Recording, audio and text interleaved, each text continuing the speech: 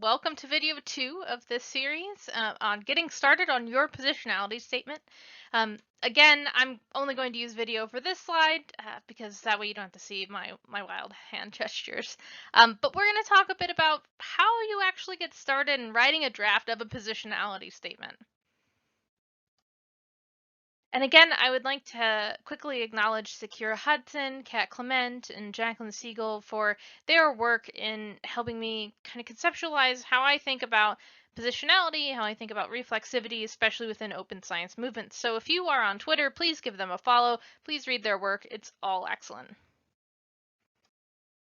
So you might remember from last time we talked about a hypothetical set of researchers who started out with a similar interest, but they ended up going in very different directions and about why that might have happened, right? They had very different life experiences with the topic that they were interested in researching and different philosophical approaches to the way that they were going to approach that work.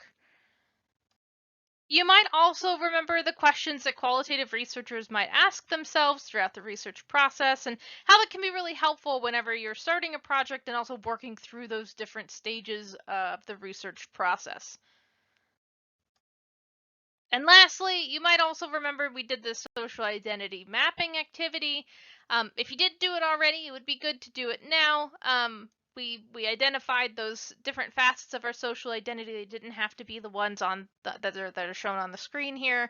We identified how those facets impacted our lives for better or worse, right? And the emotions and consequences that are tied to those impacts. And then we thought about how these different facets of our identity in combination perhaps with other facets impact the way that we approach, interact with, and interpret our research, and also the way that we understand and interact with our participants. So if you haven't done that, it would be really good to do that before we start actually talking about writing positionality statements. So I'm going to start with a little bit of bad news, and that is that there isn't like a fill in the blank form for writing positionality statement. It's really hard to give people specific advice for writing a positionality statement. It's because there's not really a specific formula, and that's for a couple of reasons. One is that everybody is so different. You and I probably have very different life experiences with different perhaps perspectives, perhaps we have different values.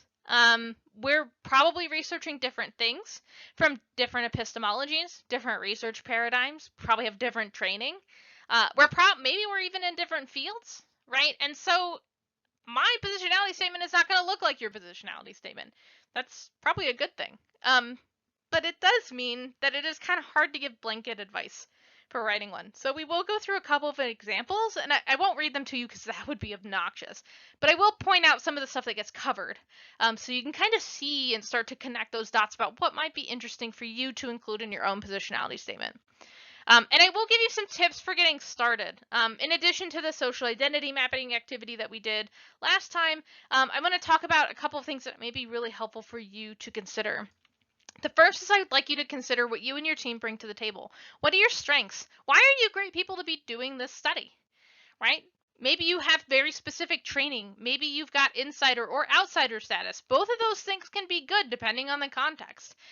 Maybe you know a lot about that community because you grew up in that community. That is awesome. But also you have a set of fresh eyes if you're an outsider.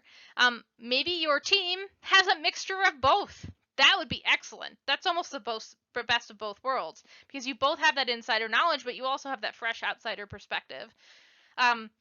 So think about what the strengths are for you and your research team. Also consider the limitations of you and your research team, right? There may be things that are limited if your team is limited. There may be perspectives that you didn't take into account. There may be flaws in some of the measures that you chose. I chose the ones that are, for example, you might say I chose the measure for this that is accepted by academics, but there's been a lot of community pushback on this measure. So that may be a limitation. And so that's kind of a tension, right? You as the researcher and you as somebody who hopefully respects the community that you're working with. So there are different things that you can consider, and you will have both of these things. You will both have strengths and limitations, and so it's important to consider both. It may also be helpful to read the following paper. If you're having trouble kind of conceptualizing positionality statements and why they might be important, if that's still a little bit of a struggle for you, and it may be, depending on what your research training was like, this paper by Roberts and colleagues is really, really helpful.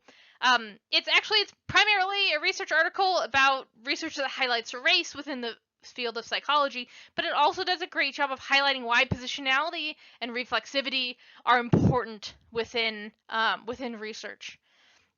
So I'd really recommend reading that. And then lastly, we're about to do this. We're going to read a bunch of positionality statements. It's great if you can find one in your research topic, but that may not be possible. You may be among the first who are considering doing a positionality statement. That's okay. You might find some field adjacent, but also it can be really helpful just reading positionality statements for stuff that you aren't really familiar with. So reading them can help you to start to draw the connections between, oh, this person talked about this because this is the way that they thought that might influence this other aspect of their research. And that can be really helpful. The first positionality statement actually comes from my own work. I was in a group of 3 for this study. And we were doing a research study with the fighting game community about their perspectives around how they think outsiders view them. So this is known as meta stereotypes. What stereotypes do you think other people have of you, or people who are outsiders have to your group? And so this is a group that does not trust a lot of researchers. There's been some poor research done on gaming generally, but also specifically on the fighting game community. And so we wanted to use a positionality statement just to contextualize our study a little bit more. This positionality statement mostly focuses on our engagement with the fighting game community, and also with gaming more broadly. We talk about gender a little bit, basically through the use of pronouns, so it's implicitly mentioned, but it's not really explicitly discussed. It honestly did not really come up in when I was interacting with participants. I was the only woman on the team. It didn't really come up, so we didn't really talk about it, which I actually think now that would have been something interesting to talk about in and of itself. We also talked here about our approach to qualitative research, specifically that we try not to overinterpret responses, and we intentionally sought out diverse experiences. Example 2, so this article, again, it's this positionality statement's a little bit longer, it's a little bit more personal. This article is on perceptions of students who've been labeled with learning disabilities in higher education. So the perceptions that they have, and the experiences that they've had within higher education. This author, in her statement, speaks to her experiences with a visual learning disability and with dyslexia. Growing up in a working class family, and what felt to her like was an oppressive educational environment. So she recognized that not everyone with a learning disability has this kind of background, has these kinds of experiences. So she outlines the steps that she took to try to reduce the potential for bias to creep in, including the first thing, it is possible for bias to creep in, so admitting that. She selected a dissertation committee and some other gatekeepers who would challenge her on her interpretations, and she also worked with a qualitative methods advisor that was in a different field from her. So here she's talking about her experiences specifically around disability, because that's what she was studying, and how she grew up, how she thought that might influence her perspective, and the steps that she took to counteract any potential bias from seeping in. And our last example, this article is another team. It's a team of 2. And the article is about the gendered and racialized experiences of Black trans masculine students in college settings. So the authors, as one might expect from that description of the article, talked about their experiences around gender and race. One of the authors also talked about her experience as a mother raising a Black son. So not just her own racialized and gendered experience, but also how that experience interacts with her family and how she's experienced her family, and also her experience as a student affairs practitioner, so someone who's working in a college setting. I didn't post it here because it would have just been too much text, but the authors also had a separate section after this specifically on their theoretical framework, which I would also argue is a part of positionality. Some people merge those 2 things together, kind of like we did in the first example. We talked about both our own personal experiences, but also our framework. and these two authors went into a little bit more detail than we did. Ours was a really, really broad overview. This one's a little bit more specific. So some people like to merge those two things together. Some people separate it out.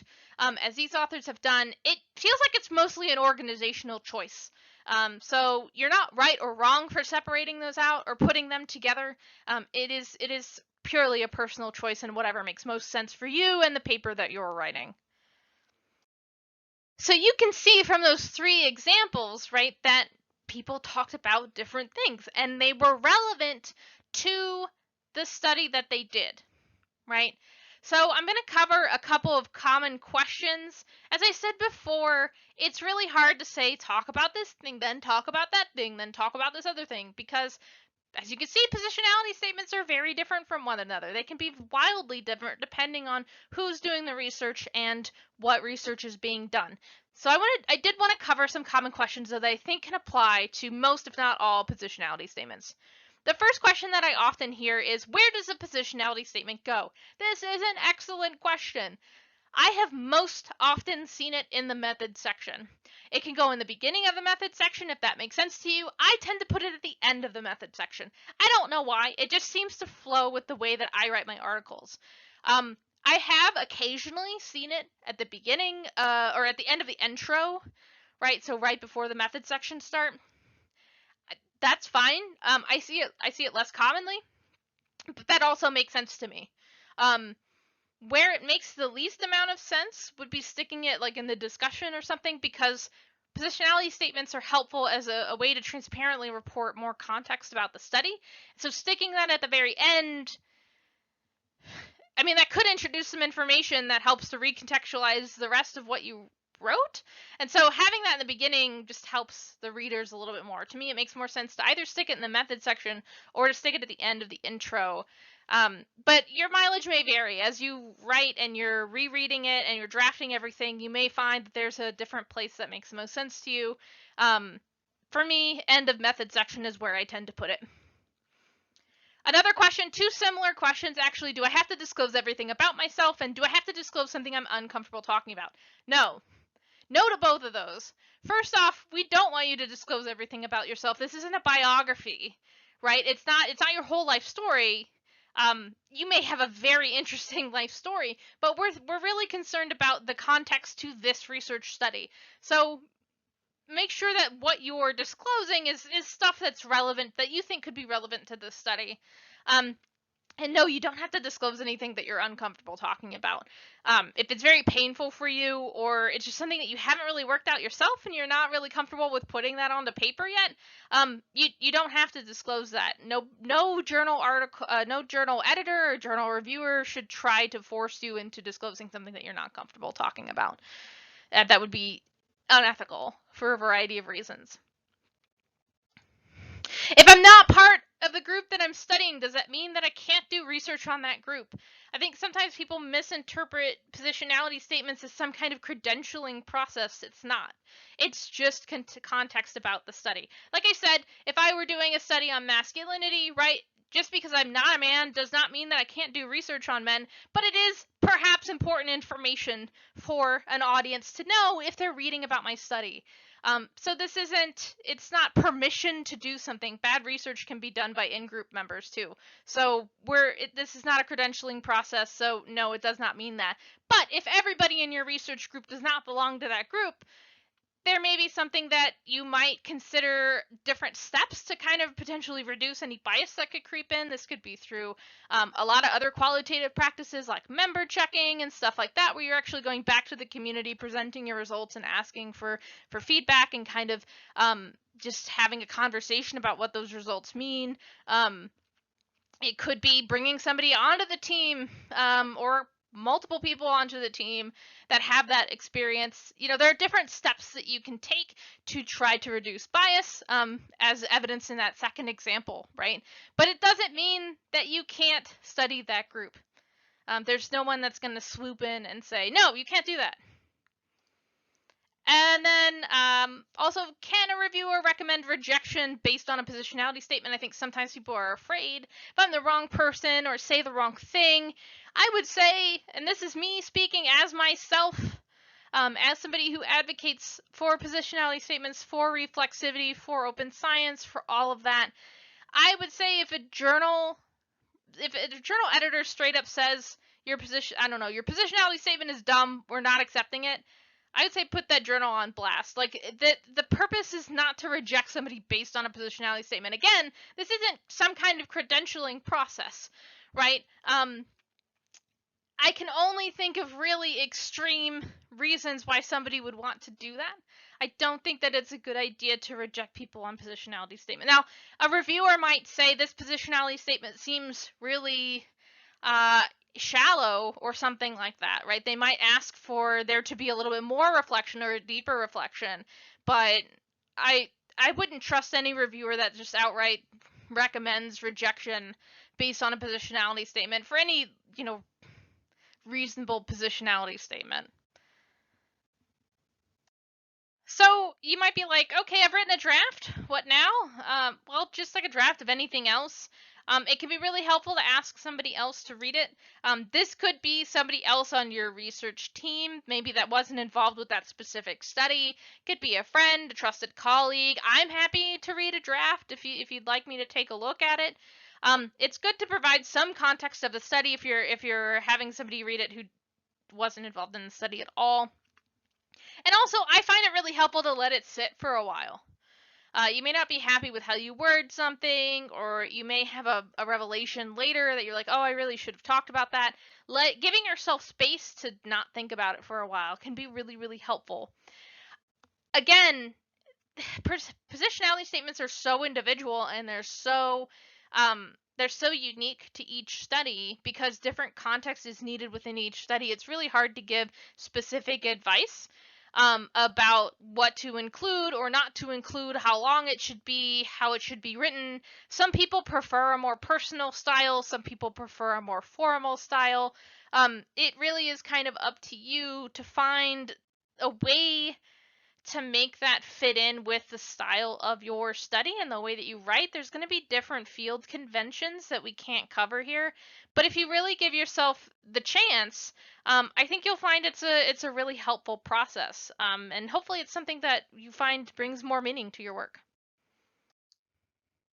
So next time we will talk about how to prepare your positionality statement for dissemination. So what are some of those final things that you want to do before you send it off for review or before you include it in some other public-facing report? Thank you for listening, and please feel free to reach out if you have any questions.